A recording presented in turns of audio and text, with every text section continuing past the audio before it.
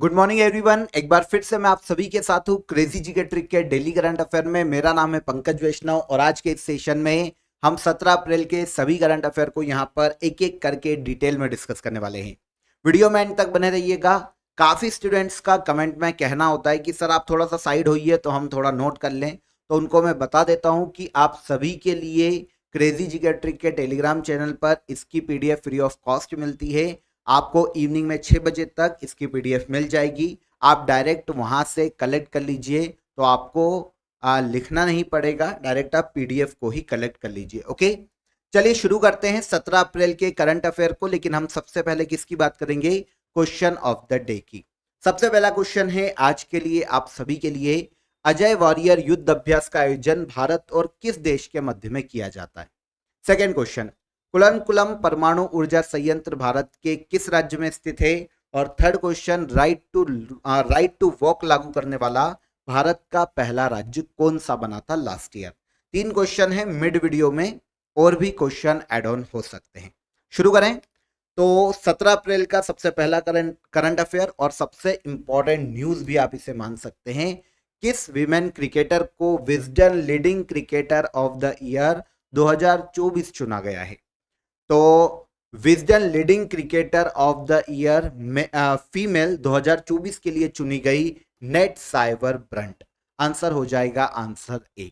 इनकी बात करें तो इंग्लैंड की महिला क्रिकेट खिलाड़ी है नेट साइवर ब्रंट, जिन्हें हाल ही में Wisden leading cricketer of the year female 2024 का खिताब दिया गया है। इसके अलावा अगर Wisden leading cricketer of the year male की बात करते हैं तो इसका अवार्ड दिया गया या फिर ये चुने गए हैं पैट कमिंस, जो कि ऑस्ट्रेलिया के पुरुष क्रिकेट खिलाड़ी है। और इधर आ जाती है इंग्लैंड की महिला खिलाड़ी जिनका नाम है नेट साइवर ब्रंट। क्लियर? इसके अलावा Wisden leading T20 cricketer of the year 2024 की बात करें तो टी20 क्रिकेटर ऑफ द ईयर 2024 का खिताब दिया गया हेले मैथ्यूज को। अगर हम इनकी बात करते हैं तो ये वेस्ट इंडीज की महिला क्रिकेट खिलाड़ी है हेले मैथ्यूज। इसके अलावा Wisden leading test cricketer of the year 2024 की बात करें तो ये ट्रेविस हेड हैं, जो कि ऑस्ट्रेलिया के पुरुष क्रिकेट खिलाड़ी हैं। तो चार प्लेयर जो कि लीडिंग प्लेयर के रूप में इस पत्रिका में या विजडन की सूची में दर्ज किए गए हैं, उनकी हमने बात कर ली। इसके अलावा विजडन के द्वारा 5 क्रिकेटरों को cricketer of the year award 2024 से सम्मानित किया गया। वो लीडिंग क्रिकेटर थे और यहां पर cricketer of the year award है। 5 खिलाड़ी कौन कौन हैं? हैरी ब्रॉक इंग्लैंड के क्रिकेट खिलाड़ी हैं। इनके अलावा उस्मान ख्वाजा ऑस्ट्रेलिया के क्रिकेट खिलाड़ी हैं। मार्क वुड इंग्लैंड के क्रिकेट खिलाड़ी हैं। मिशेल स्टॉक ऑस्ट्रेलिया के क्रिकेट खिलाड़ी हैं। और एशले गार्डनर 5 में से एकमात्र महिला ऑस्ट्रेलिया की महिला क्रिकेट प्लेयर हैं। तो ये हो जाती है हमारे पास एशले गार्डनर। तो ये हो गए 5 cricketer of the year award 2024 के लिए विजडन। और लीडिंग वाले 4 प्लेयर मैंने आपको बताए, उनको याद रखिएगा। इसमें हमारा क्वेश्चन जो था वो Wisden leading cricketer of the year female से है 2024 के लिए, तो ये हो जाती है नेट साइवर ब्रंट। और मेल का पूछता तो ये हो जाते हैं PAT Cummins. PAT Cummins Australia के पुरुष क्रिकेट खिलाड़ी हैं। और नेट साइबर ब्रंट किस देश से आती है? तो ये है इंग्लैंड की महिला क्रिकेट प्लेयर। कंफर्म? अब हम Wisden cricketer of the year की बात करें तो ये जो सूची है ये जारी करता है विजडन क्रिकेटर अलमनक पत्रिका, जो कि यूनाइटेड किंगडम बेस्ड एक पत्रिका है। हर साल ये क्रिकेटर ऑफ द ईयर का प्रकाशन करती है अपनी पत्रिका में। और विजडन पत्रिका को क्रिकेट की बाइबल कहा जाता है। ठीक है ना? इसकी शुरुआत हुई थी 1889 में। कंफर्म? सेकंड क्वेश्चन पर आते हैं। अहमद अब्दुल्ला अल अहमद अल सबा को हाल ही में किस देश का नया पीएम नियुक्त किया गया? तो अहमद अब्दुल्ला अल अहमद अल सबा को हाल ही में नया पीएम बनाया गया है कुवैत का। कुवैत आप जानते हैं खाड़ी देश है। कुवैत पश्चिमी एशिया का एक देश है। कुवैत सिटी इसकी कैपिटल है। कुवैत के हाल ही में नए पीएम के रूप में नियुक्त किए गए अहमद अब्दुल्ला अल अहमद अल सबा। इनके पहले कुवैत के पीएम के पद पर शेख मोहम्मद सबा अल सलेम अल सबा थे। नाम थोड़ा सा लंबा हो रहा है तो देखिए यहाँ पर अहमद अब्दुल्ला को याद रखिए और यहाँ पर मोहम्मद सबा, है ना। बाकी के नाम तो लगभग सेम ही दिखेंगे आपको, तो कंफ्यूजन होगा, पर ठीक है। नए पीएम कौन बने यही क्वेश्चन आएगा, तो अहमद अब्दुल्ला अल अहमद अल सबा कुवैत के नए पीएम के रूप में हाल ही में नियुक्त किए गए, जो कि पश्चिमी एशिया का एक देश है, ठीक है। अहमद अब्दुल्ला की बात करें तो ये 1999 से लेकर 2005 तक कुवैत में वहां के फाइनेंस मिनिस्टर और कम्युनिकेशन मिनिस्टर के पद पर रहे। इसके अलावा 2006 से 2011 तक कुवैत के हेल्थ मिनिस्टर, ऑयल मिनिस्टर और इंफॉर्मेशन मिनिस्टर के रूप में ये काम कर चुके। कम्युनिकेशन मिनिस्टर थे पहले और फिर बने इंफॉर्मेशन मिनिस्टर, ठीक है ना। तो अहमद अब्दुल्ला है। अब किस पद पर नियुक्त किए गए, तो अब ये पीएम के रूप में नियुक्त किए गए हैं कुवैत में। कुवैत पश्चिमी एशिया का देश है, अभी बताया। कुवैत सिटी इसकी कैपिटल है और दिनार, कुवैती दिनार यहाँ की ऑफिशियल करेंसी। अगर हम लोकेशन देखते हैं मैप पर तो आपको ये खाड़ी देश देखने को मिलते हैं। गल्फ ऑफ पर्शियन काफी बार हमने देखा भी है, gulf of Oman, gulf of Persian, तो ये है देखिए गल्फ ऑफ पर्शियन। यहाँ पर आपको पश्चिम में देखने को मिलेगा गल्फ ऑफ पर्शियन या फारस की खाड़ी के पश्चिम में कुवैत, कैपिटल है कुवैत सिटी। इसके दो पड़ोसी देश है जो कि डायरेक्ट स्थलीय सीमा साझा करते हैं, इराक और सऊदी अरेबिया। कंफर्म, कुवैत के पूर्व में कौन सी खाड़ी है, तो ये फारस की खाड़ी स्थित है। आगे आ जाएं, थर्ड क्वेश्चन देखिए। कर्नाटक संगीतकार और पद्मश्री प्राप्तकर्ता के जी जयन का हाल ही में निधन हो गया। इन्हें किस वर्ष पद्मश्री से सम्मानित किया गया था, तो कर्नाटक साहित्यकार हैं कौन, के जी जयन। इन्हें संगीत के क्षेत्र में कर्नाटक संगीतकार हैं कौन, के जी जयन। इन्हें संगीत के क्षेत्र में इनकी उपलब्धियों के कारण 2019 में इंडियन गवर्नमेंट के द्वारा पद्मश्री से सम्मानित किया गया था, जो कि देश का चौथा सर्वोच्च नागरिक सम्मान। हाल ही में 89 वर्ष की आयु में लंबी बीमारी के बाद के जी जयन का निधन हो गया, ठीक है ना। 16 अप्रैल को इनका निधन हुआ था। कर्नाटक के संगीतकार हैं और पद्मश्री दिया जा चुका है संगीत के क्षेत्र में इनके योगदान के लिए 2019 में, ठीक है ना। वैसे भक्ति गीतों के लिए प्रसिद्ध हैं और दो लैंग्वेजेस में इनके गीत देखने को मिलते हैं, एक तो तमिल और एक मलयालम। इनका जन्म केरल राज्य में हुआ है, आगे चलकर कर्नाटक में ये शिफ्ट होते हैं और फिर कर्नाटक संगीतकार के रूप में ख्याति प्राप्त करते हैं, ठीक है। तमिल और मलयालम लैंग्वेज में इनके अधिकतर भक्ति गीत देखने को मिलते हैं। 2019 में पद्मश्री दिया गया था संगीत या कला के क्षेत्र में योगदान के लिए, और 1991 में केरल संगीत नाटक अकादमी अवार्ड से भी ये सम्मानित किए जा चुके हैं। कौन है, नाम याद रखिएगा, कंफ्यूज मत होइएगा, के जी जयन संगीतकार थे। हाल ही में लंबी बीमारी के बाद इनका निधन हो गया। तमिल और मलयालम भाषा के प्रसिद्ध संगीतकार थे, और अगर डायरेक्ट स्टेट पूछता तो कर्नाटक संगीतकार थे। क्लियर। अन्य निधन जो कि हाल ही में हमको देखने को मिले हैं, एक तो दलीप सिंह मजीठिया का हाल ही में निधन हो गया। भारत के सबसे पुराने फाइटर पायलट स्क्वाड्रन लीडर थे। और इसके अलावा डेरिक अंडरवुड का भी हाल ही में निधन हो गया, जो कि इंग्लैंड के पूर्व क्रिकेटर रह चुके हैं, ठीक है। चलिए, हर साल वर्ल्ड हीमोफीलिया डे कब मनाया जाता है, तो हीमोफीलिया की हम बात करते हैं कि हीमोफीलिया क्या है, तो हमको पता चलता है ये एक ब्लीडिंग डिसऑर्डर है। क्या होता है, जब हमको बॉडी में क्या होता है, जब लगती है, चोट लगती है, तो हमारे शरीर से खून बहता है, और आप देखेंगे कि विद इन 2 मिनट 3 मिनट में वहां पर एक ब्लड का थक्का जम जाता है और ब्लड रिसना बंद कर देता है। लेकिन अगर किसी को हीमोफीलिया है या फिर ये ब्लीडिंग डिसऑर्डर है, तो उसका रक्त का थक्का नहीं जमता। उससे क्या होता है, बहुत ज्यादा ब्लड लॉस होता है। आप समझिए, अगर आपको कहीं पर कट लगता है, लग जाती है, अगर ब्लड रिसना बंद ही नहीं होगा तो बॉडी से ब्लड बहुत ज्यादा लॉस होगा, उससे मृत्यु तक हो सकती है ना, ब्लड लॉस के कारण। तो ये हीमोफीलिया एक वंशानुगत बीमारी, तो वर्ल्ड हीमोफीलिया डे, इसी बीमारी के प्रति पूरे वर्ल्ड में लोगों को जागरूक करना वर्ल्ड हीमोफीलिया डे को मनाए जाने का मुख्य उद्देश्य है।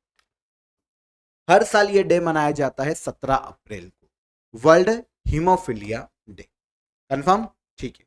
17 अप्रैल को हर साल मनाया जाता है। 2024 में equitable access for all, recognising all bleeding disorder, ये थीम है वर्ल्ड हीमोफीलिया डे की। ठीक है ना। चल, उद्देश्य मैं आपको बता ही चुका हूं। सबसे पहली बार ये डे मनाए जाने की शुरुआत 1989 में की गई थी वर्ल्ड फेडरेशन ऑफ हीमोफीलिया के द्वारा। 1989 में शुरू हुआ था और तब से लेकर हर साल 17 अप्रैल को वर्ल्ड हीमोफीलिया डे के रूप में मनाया जा रहा है। ठीक है। ये जो डे है फ्रेंड्स, ये वर्ल्ड फेडरेशन ऑफ हीमोफीलिया के संस्थापक, जिनका नाम है फ्रैंक स्कैनबेल, इनके सम्मान में मनाया जाता है। अदर डे की बात करते हैं जो कि हमें अप्रैल मंथ में देखने को मिलते हैं। वर्ल्ड हीमोफीलिया डे 17 अप्रैल, पता चल गया। इसके अलावा ओडिशा डे मनाया जाता है 1 अप्रैल को, ओडिशा का स्थापना दिवस। वर्ल्ड हेल्थ डे काफी पूछा जाता है एग्जाम में, अगर हम वर्ल्ड हेल्थ डे की बात करते हैं तो यह मनाया जाता है 7 अप्रैल को। वर्ल्ड होम्योपैथी डे 10 अप्रैल। 14 अप्रैल को BR अंबेडकर जयंती मनाई जाती है। 15 अप्रैल को हिमाचल प्रदेश राज्य का स्थापना दिवस मनाया जाता है। ठीक है। एयरपोर्ट काउंसिल इंटरनेशनल के अनुसार निम्नलिखित में से कौन सा भारतीय एयरपोर्ट यात्री यातायात के मामले में दुनिया के शीर्ष 10 सबसे व्यस्ततम हवाई अड्डों में शामिल है? तो एयरपोर्ट काउंसिल इंटरनेशनल, पहले तो ये समझिए इंटरनेशनल संस्था है जो एयरपोर्ट प्राधिकरण होते हैं वर्ल्ड के अलग अलग देशों के, उनका एक व्यापार संघ है। ठीक है ना। एयरपोर्ट के स्टैंडर्ड को निर्धारित करना, उसके मानकों को निर्धारित करना कि एयरपोर्ट के क्या मानक होने चाहिए, एयरपोर्ट बनाए जाने के क्या मानक होने चाहिए, तो इस स्टैंडर्ड को डिसाइड करने के लिए ये एक अंतर्राष्ट्रीय संगठन है, वर्ल्ड के सभी एयरपोर्ट प्राधिकरण का एक व्यापारिक संघ है। इसने हाल ही में एक रिपोर्ट निकाली है दुनिया के सबसे व्यस्ततम हवाई अड्डों की, यातायात के आधार पर, मतलब जहां से सबसे ज्यादा यात्री आ जा रहे हैं, है ना।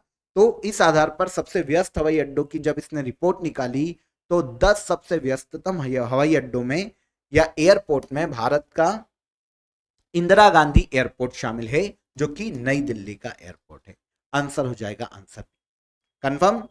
तो एयरपोर्ट काउंसिल इंटरनेशनल ने हाल ही में वर्ष 2023 के लिए विश्व के सबसे व्यस्त हवाई अड्डों की या एयरपोर्ट की एक लिस्ट निकाली है। ठीक है। इस लिस्ट के अनुसार दुनिया का सबसे व्यस्त एयरपोर्ट कौन सा है, तो ये यूएसए का है अटलांटा एयरपोर्ट, दुनिया का सबसे व्यस्त एयरपोर्ट। भारत के इंदिरा गांधी इंटरनेशनल एयरपोर्ट की बात करें दिल्ली के, तो ये इस सूची में 10वें स्थान पर है। तो टॉप 10 में भारत का एक ही हवाई अड्डा है, इंदिरा गांधी इंटरनेशनल एयरपोर्ट। 2023 में यहां पर देखिए 7.22 करोड़ से अधिक यात्री आए हैं कहीं भी जाने के लिए या फिर यात्रा करने के लिए। ओके। तो टॉप 10 सबसे व्यस्त हवाई अड्डों में इंदिरा गांधी इंटरनेशनल एयरपोर्ट इसकी सूची में 10वें नंबर पर है। कंफर्म। 2022 की जब रिपोर्ट आई थी इंदिरा गांधी इंटरनेशनल एयरपोर्ट, उस रिपोर्ट में 9वें स्थान पर था और इस साल ये 10वें स्थान पर है। एयरपोर्ट काउंसिल इंटरनेशनल के बारे में मैंने आपको बता दिया है कि संस्था क्या करती है। 1991 में इसकी स्थापना हुई थी और कनाडा में इसका हेडक्वार्टर स्थित है, कनाडा के क्वेबेक में। कंफर्म। ठीक है, आगे आइए। इजराइल ने ईरानी हमले को रोकने के बाद अपने डिफेंस ऑपरेशन का नाम क्या रखा है? तो आप सभी को पता है कि ईरान ने क्योंकि इजराइल ने सीरिया पर जब हमला किया था तो जो एम्बेसी थी वहां पर ईरान की, कहां पर?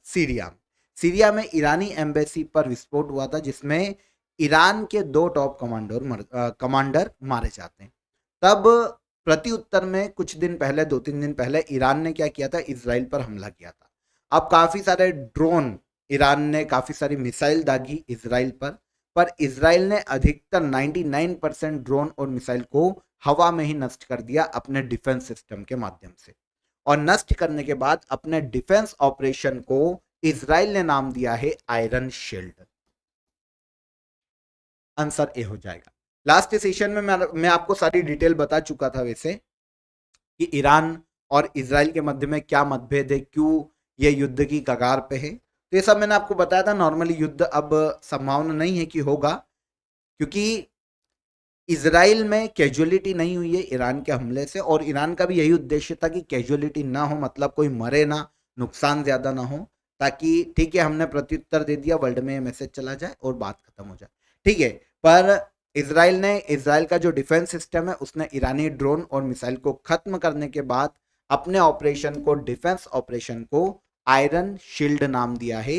ये आपको याद रखना चाहिए। यहां पर आप देख सकते हैं जितने भी ड्रोन है ईरान के लगभग 99% हवा में ही खत्म कर दिए हैं इजराइल ने। मतलब बहुत ही उम्दा डिफेंस सिस्टम है इजराइल का, यहां पर हमको ये मानना पड़ेगा। ओके, इजराइल के बारे में कैजुअल इंफॉर्मेशन भी आपको पता है, जैसे इजराइल की कैपिटल है जेरूसलम। ओके, हिब्रू यहाँ की प्रमुख भाषा है और शेकेल यहाँ की ऑफिशियल करेंसी है इजराइल की, ठीक है ना। चलिए आगे आ जाएंगे। हाल ही में रश्मि कुमारी ने केरम में राष्ट्रीय महिला एकल में खिताब अपने नाम किया। रश्मि कुमारी ने अब तक कितनी बार केरम में राष्ट्रीय महिला एकल का खिताब जीता है?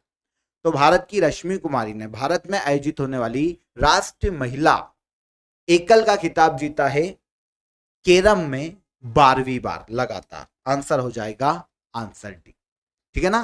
तो राष्ट्रीय महिला एकल का खिताब केरम जो कि हम भी खेलते हैं नॉर्मली घरों में, उसमें उसकी एक राष्ट्रीय प्रतियोगिता आयोजित की गई थी जिसमें राष्ट्रीय महिला एकल का खिताब रश्मि कुमारी ने अपने नाम किया।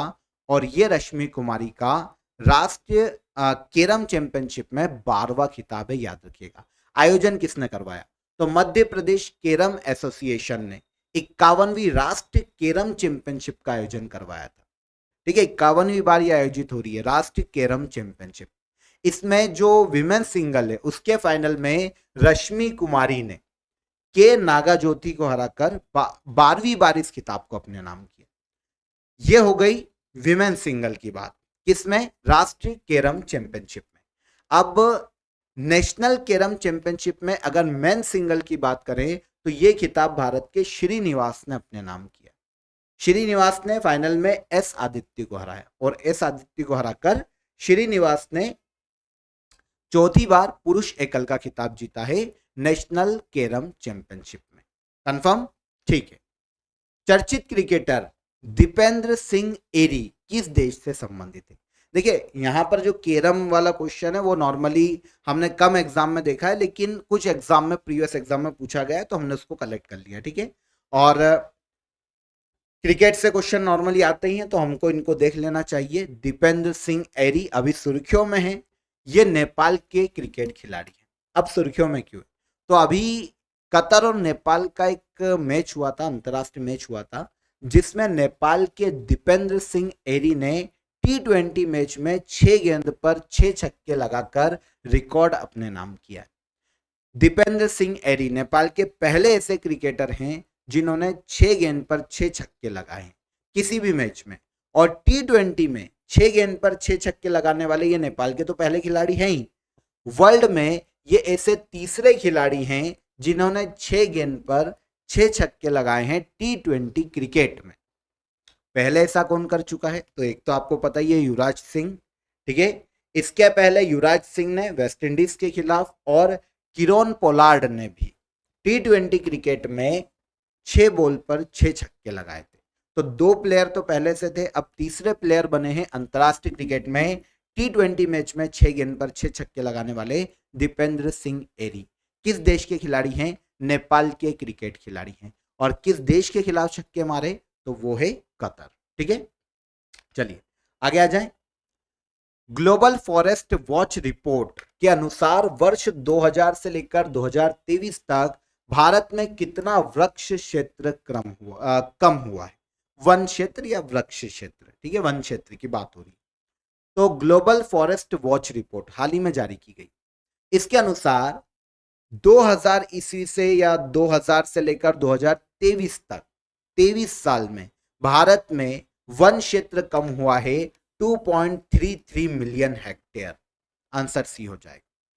रिपोर्ट क्या है उसकी भी बात करेंगे हम, लेकिन पहले ये समझिए कि ग्लोबल फॉरेस्ट वॉच रिपोर्ट नाम से समझ में आएगा कि पूरे वर्ल्ड में फॉरेस्ट एरिया को काउंट करने वाली, निगरानी करने वाले ये एक आप बोल सकते हैं ऐप है, ठीक है। एक ऐप है जो कि एक कंपनी के द्वारा या एक ऑर्गेनाइजेशन का है, उसकी हम बात करेंगे। तो ग्लोबल फॉरेस्ट वॉच रिपोर्ट, ठीक है, हाल ही में आई है और इसमें बताया गया है कि 2000 ईस्वी से लेकर 2023 तक भारत में 2.33 मिलियन हेक्टेयर वन क्षेत्र कम हुआ है। ठीक है, और इसके अनुसार 2.33 हेक्टेयर मिलियन हेक्टेयर वन क्षेत्र 23 साल में भारत में कम हुआ। सबसे ज्यादा वन क्षेत्र की हानि 60% 5 राज्यों में हुई। ठीक है, जो 23 साल में 2.33 मिलियन हेक्टेयर वन क्षेत्र भारत में कम हुआ है, उसमें से 60% भारत के 5 राज्यों में कम हुआ है। सबसे ज्यादा हानि हुई है वनों की असम में।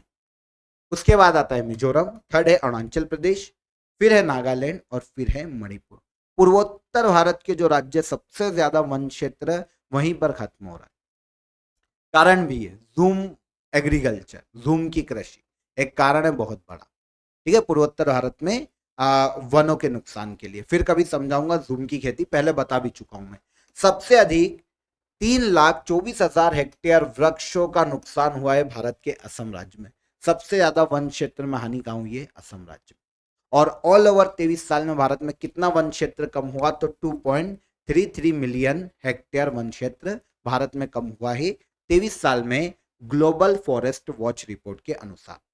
अब देखिए, इस रिपोर्ट की बात करें तो ये पूरे वर्ल्ड में जो सैटेलाइट डेटा होते और अन्य जितने भी सोर्सेस हो सकते हैं जो कि ऑथेंटिक है, उनके आधार पर वैश्विक वनों की निगरानी करने के लिए एक ओपन सोर्स वेब एप्लीकेशन, क्या ग्लोबल फॉरेस्ट वॉच किस संस्था की है? तो ये वर्ल्ड रिसोर्सेस इंस्टीट्यूट का एक प्रोजेक्ट है जो कि वॉशिंगटन डीसी यूएसए बेस्ड एक गैर लाभकारी अनुसंधान संगठन है।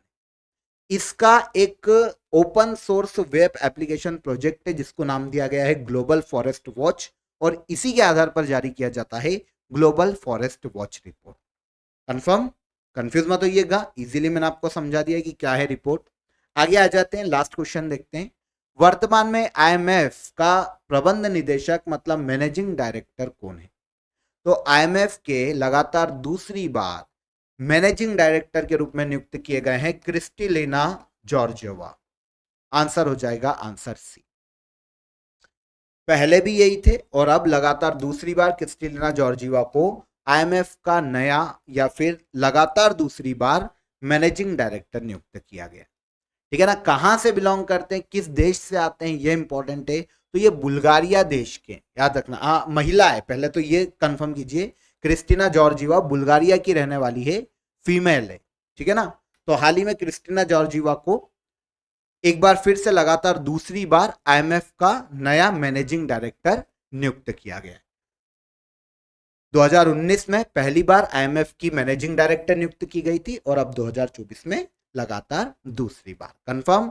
आईएमएफ के बारे में नॉर्मली आप जानते हैं, वर्ल्ड बैंक के बारे में भी मैं आपको बता ही चुका हूं। वर्ल्ड बैंक और आईएमएफ की स्थापना दोनों की ही 1944 में ब्रेटन वुड्स सम्मेलन के दौरान स्थापना की गई थी। 1944 में ब्रेटन वुड्स सम्मेलन हुआ था और उसमें आईएमएफ और वर्ल्ड बैंक दोनों की स्थापना की गई थी। विकासशील देश और जो अल्प विकसित देश है उनमें इंफ्रास्ट्रक्चर डेवलपमेंट के लिए वित्तीय सहयोग देना दोनों संस्थाओं का नॉर्मली काम है। वॉशिंगटन डीसी में ही दोनों का हेडक्वार्टर है, आईएमएफ का भी और वर्ल्ड बैंक का भी। यहां पर हम बात कर रहे हैं आईएमएफ की, तो आईएमएफ की लगातार दूसरी बार मैनेजिंग डायरेक्टर कौन बनी? Kristalina Georgieva. कहां से बिलोंग करती है ये क्वेश्चन भी आता है, तो ये बुल्गारिया की रहने वाली। ठीक है, तो बनाई गई है दूसरी बार लगातार मैनेजिंग डायरेक्टर आईएमएफ की क्रिस्टिलिना जॉर्जिवा। कंफर्म? तो यहां पर 17 अप्रैल के सभी करंट अफेयर डिटेल में हमने समझ लिए। अब हम बात करेंगे रिवीजन क्लास की। हमारे जो लास्ट डे के हमारे करंट अफेयर है उनको हम एक बार रिवाइज करेंगे, लेकिन उससे पहले हम बात करते हैं रेलवे की टारगेट बैच की। आप सभी के लिए रूट एप्लीकेशन पर रेलवे की टारगेट बैच शुरू हो गई है।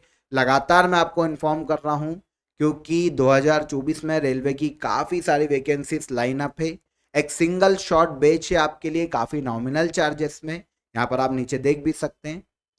ज्वाइन करिए, बहुत ही नॉमिनल चार्जेस से एग्जाम ओरिएंटेड बैच है आपकी। सारी एग्जाम रेलवे की सिंगल बैच में आपकी कवर हो जाएगी। लाइव क्लासेस है, शुरू हो चुकी है। रूट एप्लीकेशन को प्ले स्टोर से डाउनलोड करना मत भूलिएगा। इसके अलावा YouTube पर आपके लिए लाइव क्लासेस चल ही रही है क्रेजी जी के ट्रिक के YouTube प्लेटफॉर्म पर 4 से 6 बजे तक इवनिंग में। पूरी रेलवे के लिए है, डेडिकेटेड आपके लिए लाइव क्लासेस है। आप इसे भी फ्री ऑफ कॉस्ट है आपके लिए यूट्यूब चैनल पर, इसे भी देखिए। यहाँ से भी काफी सारे क्वेश्चन आपको एग्जाम में देखने को मिलेंगे आने वाली रेलवे के एग्जाम में। आइए अब लास्ट डे के रिवीजन को देख लेते हैं, हम समझ लेते हैं इसको। भारत के किस उत्तर पूर्वी राज्य में लोंगटे त्योहार मनाया जा रहा है? तो लास्ट सेशन में हमने पढ़ा था, यह राज्य भारत का अरुणाचल प्रदेश राज्य। गोल्फ मास्टर टूर्नामेंट 2024 किसने जीता? तो गोल्फ मास्टर टूर्नामेंट 2024 जीता है किसने जीता था, कहां गया हमारा, स्कॉटी शेफलर ने। लास्ट सेशन में हमने पढ़ा था। एएम ट्यूरिंग अवार्ड 2023 से किसे सम्मानित किया गया? तो एएम ट्यूरिंग अवार्ड 2023 दिया गया है एवी विंडरसन को। डीआरडीओ और भारतीय सेना ने स्वदेशी रूप से विकसित man portable anti tank guided missile weapon system का हाल ही में परीक्षण किस राज्य में किया? तो यह है भारत का राजस्थान राज्य।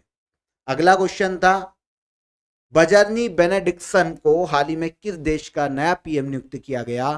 तो बजरनी बेनेडिक्सन हाल ही में नए पीएम के रूप में नियुक्त किए गए हैं आइसलैंड के, जो कि उत्तरी यूरोपीय एक देश है। जॉन डिक्स गार्डनर ग्लोबल हेल्थ अवार्ड से सम्मानित होने वाली पहली भारतीय महिला कौन है? तो John Dirk Gairdner global health award से सम्मानित होने वाली पहली भारतीय महिला है गगनदीप डोंग या फिर डॉक्टर गगनदीप डोंग। आगे आइए, चर्चा में रहा बेपी कोलंबो मिशन किन दो अंतरिक्ष एजेंसियों की संयुक्त परियोजना है? तो बेपी कोलंबो मिशन या प्रोजेक्ट यूरोपीय अंतरिक्ष एजेंसी और जापान की अंतरिक्ष एजेंसी जाक्सा का एक संयुक्त प्रोजेक्ट है बुध ग्रह के अध्ययन के लिए। Knife meditation after an attempt murder नामक बुक किसके द्वारा लिखी गई? तो किसकी बुक है? सलमान रुश्दी, है ना। इसके बाद चर्चा में रहा ईरान निम्नलिखित में से किस देश के साथ सीमा स्पर्श नहीं करता? तो इन 4 ऑप्शन में से सीरिया ऐसा देश है जिनके साथ ईरान अपनी सीमा को साझा नहीं करता। आई थिंक मैंने आपसे मिड वीडियो में क्वेश्चन भी पूछा था कि ईरान की कैपिटल क्या है? तो ईरान की कैपिटल है तेहरान, है ना। मिड वीडियो में आई थिंक मैंने आपसे पूछा था। इसके बाद लास्ट क्वेश्चन हमारा क्या था? ब्लू ओरिजिन के अंतरिक्ष मिशन के द्वारा अंतरिक्ष यात्रा करने वाले पहले भारतीय कौन बनेंगे? तो ये बनेंगे गोपी चंद्र थोटाकुरा, आंसर बी। अब लास्ट डे जो हमारे क्वेश्चन ऑफ द डे थे उनको एक बार देख लेते हैं। इजराइल और फिलिस्तीन में फंसे भारतीयों को निकालने के लिए इंडियन गवर्नमेंट ने ऑपरेशन अजय चलाया था। इसके अलावा न्यूजीलैंड की कैपिटल है वेलिंगटन, विश्व की सबसे दक्षिणतम कैपिटल है। और विश्व का सबसे ऊंचा जलप्रपात किस देश में? तो वर्ल्ड का सबसे ऊंचा वाटरफॉल हमें देखने को मिलता है एंजिल वाटरफॉल, जो कि वेनेजुएला में स्थित है ना। दक्षिण अमेरिकी देश है वेनेजुएला, वहां पर कैरोनी नदी बहती है, उस पर एंजिल जलप्रपात ऑलमोस्ट 979 मीटर 979 मीटर ऊंचा है। कौन सा? एंजिल वाटरफॉल वर्ल्ड का सबसे ऊंचा वाटरफॉल। कंफर्म? तो आज के इस सेशन में बहुत ही आपको मजा आया होगा, इंटरेस्टिंग क्वेश्चन भी थे, बहुत ही एग्जाम रिलेवेंट क्वेश्चन थे। वीडियो पसंद आया हो तो वीडियो को लाइक और शेयर कर दीजिए फटाक से। और कल फिर मुलाकात करेंगे नेक्स्ट डे के करंट अफेयर में, तब तक अपना ख्याल रखिए। और क्वेश्चन ऑफ द डे का आंसर देना मत भूलिएगा, कमेंट में बताइएगा कि हमारे क्वेश्चन ऑफ द डे के आंसर क्या है। चलिए नेक्स्ट डे मुलाकात करेंगे करंट अफेयर में, तब तक अपना ख्याल रखिए। जय हिंद, जय भारत।